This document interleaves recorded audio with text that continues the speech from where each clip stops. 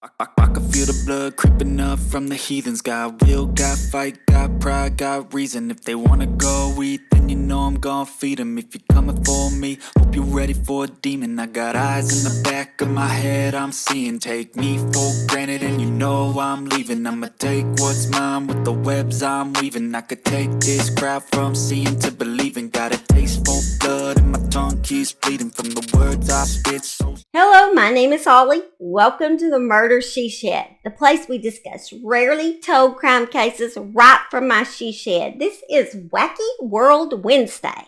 And although this is a shorter crime case, I really felt that Kevin Davies deserved some justice and needed some attention to his case. He was a disabled man that was tortured to death by his supposed friends in a shed that truly would end up being a murder she shed. Stay tuned because you won't believe what these sadistic people did to this sweet man. First, I'm going to give a content warning. If you are sensitive to physical and emotional abuse, you might not watch this video. Before we begin, make sure you hit that like and subscribe so you can be a part of my tribe. Hey, it was sort of a rhyme, wasn't it? Tribe, subscribe, yeah, sort of there. Okay, here we go. 26-year-old Amanda BAGGUS was sitting at a table, writing words in a diary. First, she wrote a date down, May 8, 2006. This diary was not a journal of her life. This diary contained the words of a soon-to-be alleged killer. Amanda lived with her boyfriend, David LEHANE, at the end of a cul-de-sac in Bream in the forest of Dean, England. Not sure, maybe it's Bram. I have no idea if I got that right, so I'm sorry if you're from England. The couple's son no longer lived with them. He was being cared for by David's family. When Amanda was 15, she met David. A year later, she fell pregnant but couldn't cope with the baby being so young. Their house was a housing association property, but it was well cared for, with gardens both in the side and back of the yard. Amanda and David seemed proud of their little house. This house had a small 6x4-foot shed in the backyard that looked as if it had been thrown together. 2 large metal bolts had been hammered onto the outside of the door to lock in what was contained inside. Neighbors would never guess that inside that shed sat a man that was malnourished, bruised and burned by the young couple that lived in the house. This man's torture all began when a Robin Reliant car flipped. And if you're like me, you're like, what kind of car? Well, this is a picture of what this car looks like. And I did not even know there was a car that existed with only 3 wheels. If you are from the UK, you probably know exactly what I was talking about. Apparently, the Robin was the second most owned UK-built car for a time. They began making them in 1973, and then in 1982, they were killed off. Apparently, you could get 70 miles per gallon in this car. That would be super nice right now. But the drawback was they flipped really easily because they put the one wheel on the front instead of the back. Like on a motorcycle, on the Spider, you have the one wheel in the back, so that helps balance it better. But they did the opposite on this car, so it did not work out very well. Amanda owned a Robin and was super proud of this 3-wheeled car. Amanda was driving down the road in her little car when her passenger, Kevin Davies, opened the Robin's car door while it was moving. Apparently, that caused the car to shift and topple over. As they got out of the vehicle, Amanda was fuming. She had just suffered the loss of her mother, and this just added to her depression. She told Kevin, "You idiot. What did you go and do that for now? Look what's happened." Kevin began to apologize. He knew how much the car meant to her. Amanda angrily spit as she yelled, "You are going to pay for this," she said, and unfortunately, he would pay with his life. Former school friends described Amanda as a rebellious, foul-mouthed bully and claimed to be SA'd as a child. Kevin Davies had met Amanda through her boyfriend David. He had known David since his school days. David was a landscape gardener and would allow Kevin to do odd jobs for him. David was said to have anger issues and could easily get aggravated. Kevin, our victim, had epilepsy and would often have seizures.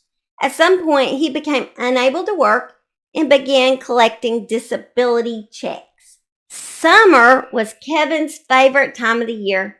He would often go for long walks in the summer because he loved nature so much. Kevin was said to be a kind man, but gullible. An animal lover, his one brush with the law came when he was fined for hitting a man who was viciously beating his dog.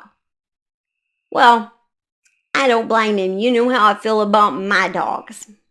At 15, he was diagnosed with epilepsy of such severity that his medication couldn't prevent debilitating fits. He accepted his ailment with stoicism. Having hoped to become a welder, he had to abandon his apprenticeship and live on benefits. Although Kevin enjoyed his beer and was said to be an alcoholic by some, his mother would say he could not afford to drink heavily. After Kevin's father passed away in 2005, he began to rely on the couple more.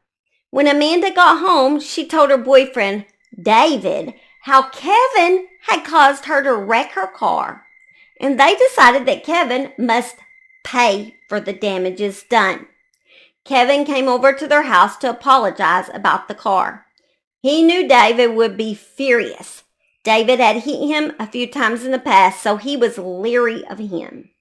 David walked Kevin to his backyard, where he told Kevin he would be paying for the damages. And after walking him to this small shed that was shorter than Kevin's height of 6'2", he then forced Kevin into the shed and said, "Welcome to your new home." David then bolted him in. They planned on keeping Kevin in the shed because they were going to cash all of his benefit checks until they reckoned he had paid off his debt on that car. Or at least that is what they would later say. But was Amanda so mad that when she locked him in, she already knew the ending? They knew it would be a while before Kevin would be missed, since he wandered around so much, everywhere walking.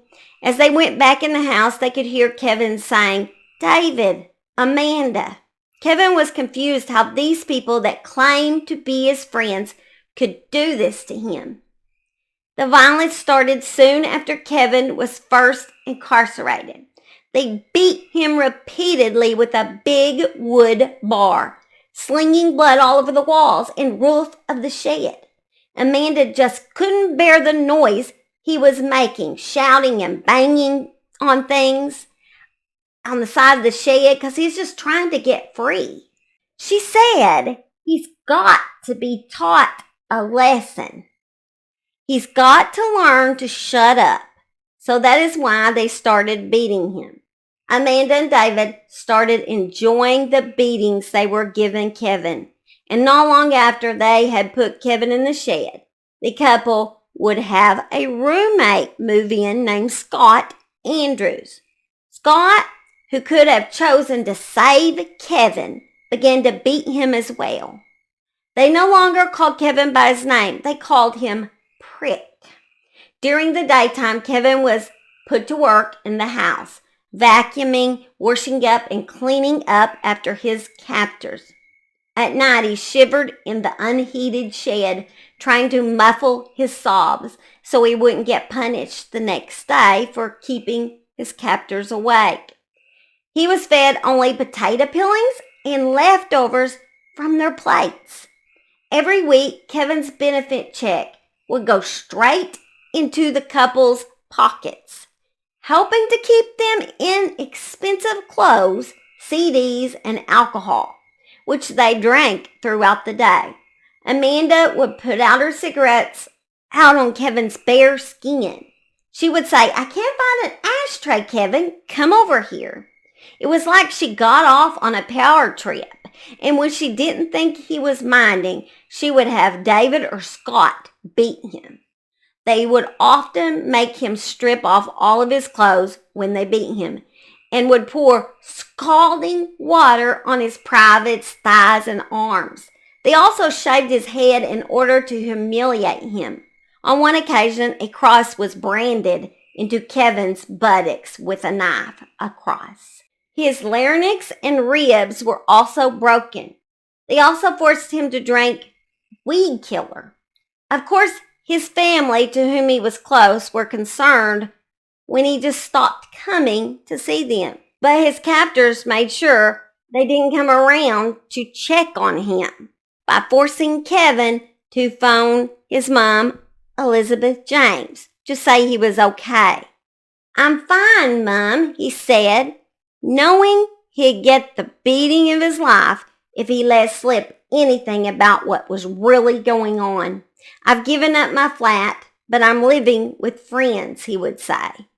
One night in June, when his mom was working the evening shift at the local pub, the two men would bring Kevin into the pub in order to make sure the family thought he was okay. Kevin's mom said she pulled up a chair to talk to them. She said all the men acted normal, even Kevin. She just noticed he looked thin and told him he should start eating more. She just assumed Kevin was still mourning his father. Kevin reassured his mom that he was fine. This would be the last time she would see Kevin alive. One day, they marched him barefoot into the house and ordered him to get down on the floor. He sat with his back to the wall, hugging his emaciated arms around his hollow chest, trying to stop himself from shaking. Kevin's eyes, huge in his skull-like face, gazed up at his captors. He didn't know what was going to occur next. Amanda had this idea of making a hostage video like they do in Iraq. They forced a camera in front of his face and yelled, "Speak, speak, and are you being fed nicely and everything?" "I'm being fed perfectly, actually," replies Kevin, who stands 6'2" but only weighed barely 7 stones, which is only 98 pounds at this point. From the amount of food he was receiving, he had lost tons of weight. 98 pounds for a 6'2" frame. That is unbelievable. Hugging himself with stick-like arms, he struggled for words that might just spare him another beating. I have been previously enjoying it. It's very good." Amanda would be struggling to control her giggles throughout the video, while the men would be threatening his life if he said the wrong things. Kevin would suffer at their hands for 4 months before his body could stand no more. The morning Kevin would pass away, Amanda had let him into the house in order for him to do his slave work. Kevin collapsed on the floor and Amanda started yelling, "Get up, get up." That morning, her and David had been in the shed beating Kevin. He was at the point of collapse when Amanda punched him 3 times on the head, eyebrow, and cheek, inflaming a black eye he already had. Later, she attacked him again after accusing him of groping her. Kevin eventually died when she smashed him over the head with a plastic jug, causing severe bleeding in his brain. David had also beaten Kevin in the kitchen while Amanda was watching TV. Waiting for the ambulance to arrive, they came up with a story. Kevin had turned up at the house earlier that evening asking if he could stay the night, they said. Then he had collapsed on the floor. Everyone knew he had a history of epilepsy. No one would question that he had fallen while suffering a seizure. When Kevin was declared dead, police officers came to search the house in which he had died, their minds unable to shake off the image of the cross seared into his buttocks, or the scars from where scalding liquid had been thrown over his skin. "I think I've got something," said an officer.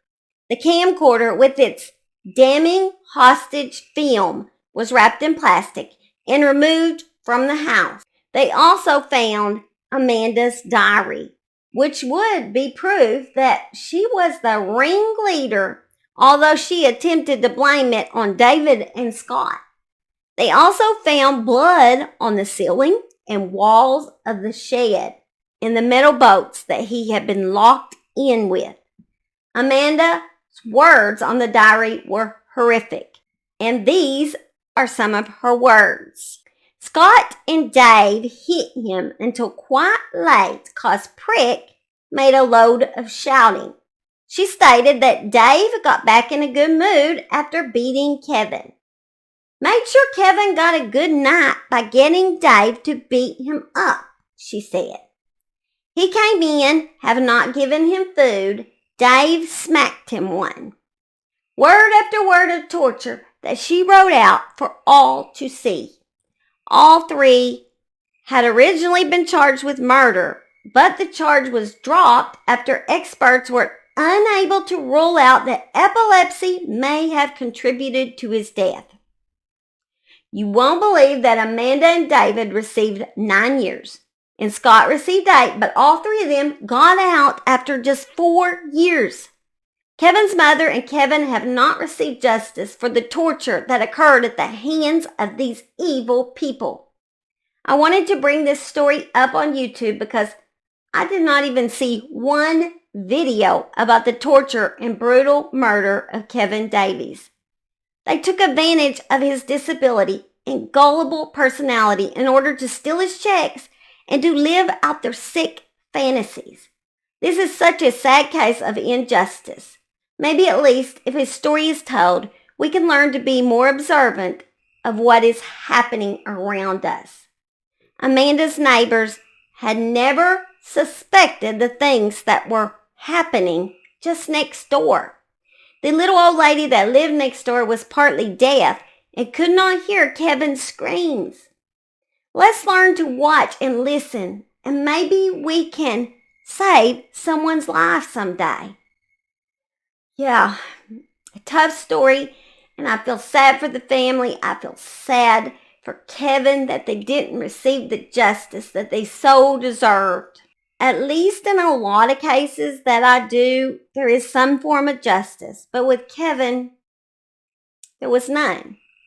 And I feel sad about that. All right, guys. I hope y'all have a blessed week. And thank you for joining me on Wacky World Wednesday. I do love y'all. Be safe out there. Keep a ear and eye out for things around you. Love y'all. Bye. Drop the turtle, Max. Drop it. Drop. What is up with you and turtles? What in the heck? Max, get over here. I'm not getting that turtle.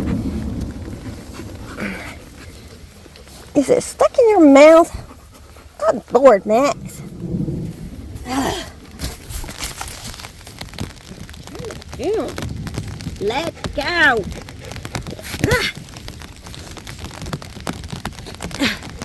Salmonella juice everywhere.